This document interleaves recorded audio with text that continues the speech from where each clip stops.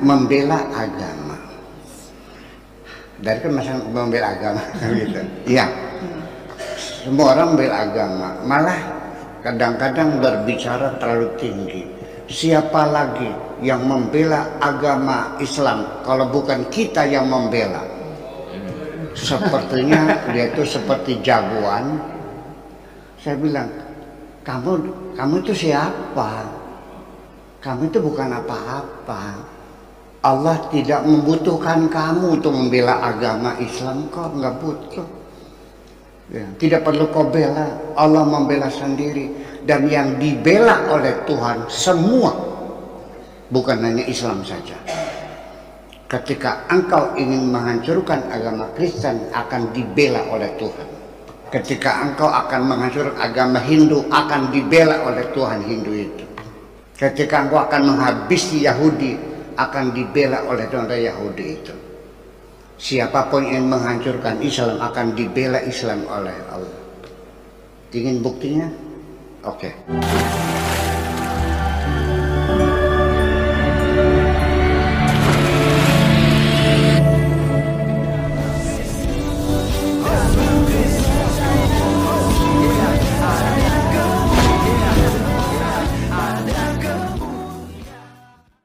Salam Elohim Isem Yeshua HaMashiach. Mengenang kembali ceramah-ceramah daripada almarhum Kiai Haji Buya Syakur Yasin.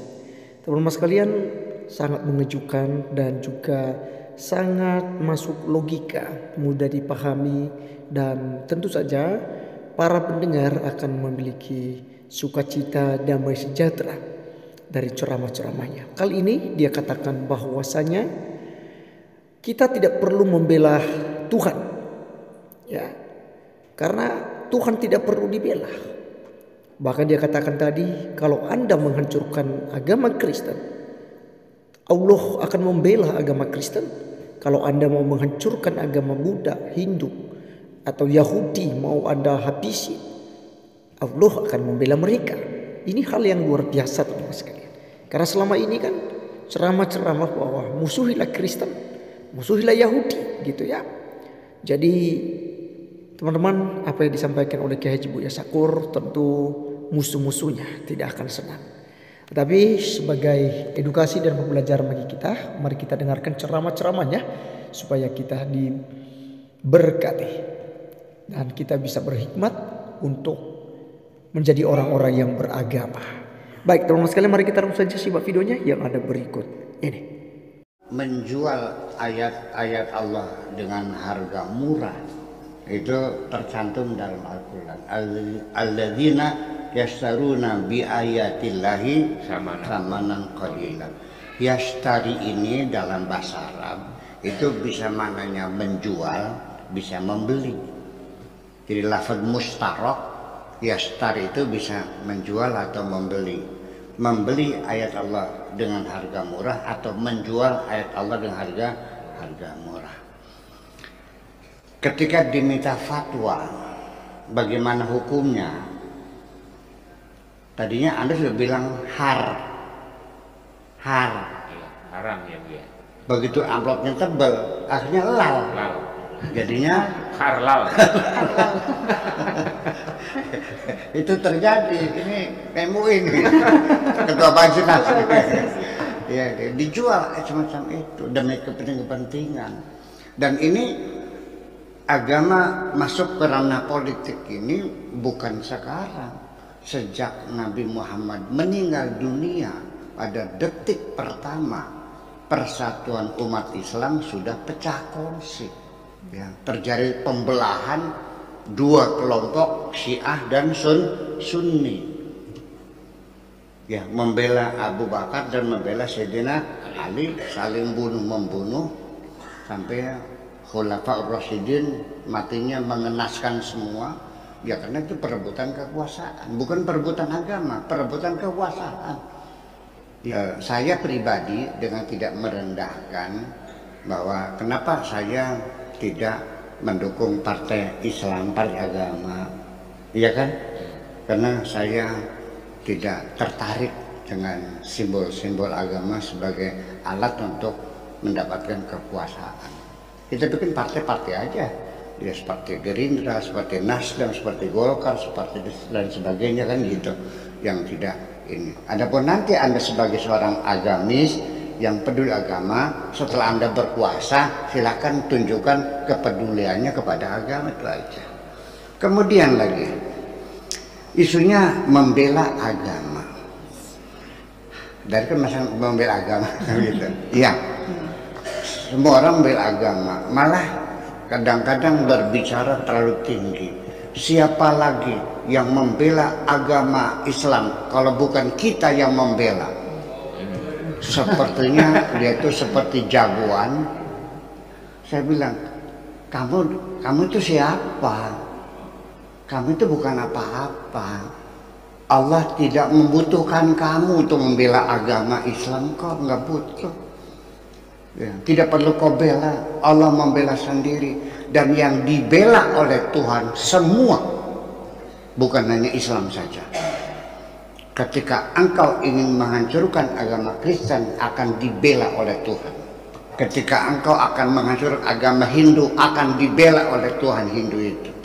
Ketika engkau akan menghabisi Yahudi, akan dibela oleh Tuhan Yahudi itu. Siapapun yang menghancurkan Islam akan dibela Islam oleh Allah. Ingin buktinya? Oke. Ketika Eropa menguasai ekonomi, teknologi, politik, budaya di tangan mereka semuanya, betul nggak? Amerika, Jepang, umat Islam miskin, bodoh, betul nggak? Betul. Supaya tidak dihancurkan oleh mereka, umat Islam diberi kekuatan oleh Allah dengan petrodolar, minyak.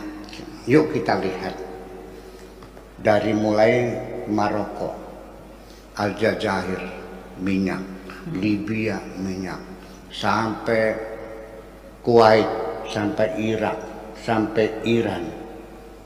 Begitu India nggak ada, Myanmar nggak ada, Indonesia ada minyak. Ke Australia nggak ada, ke Laos nggak ada.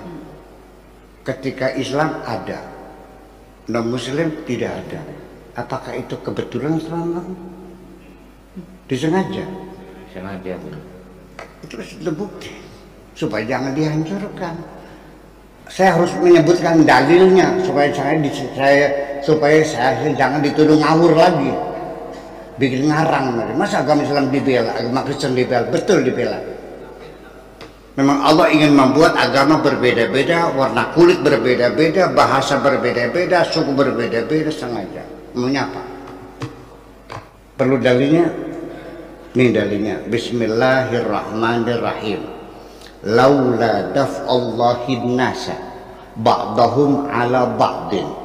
Kalau bukan karena pembelaan Tuhan terhadap manusia, terhadap yang lainnya, lahuddimat sawami'u, pasti itu sinagog-sinagog, wa biya'un, sawami'u kuil-kuil, wa biya'un dan sinagog-sinagog,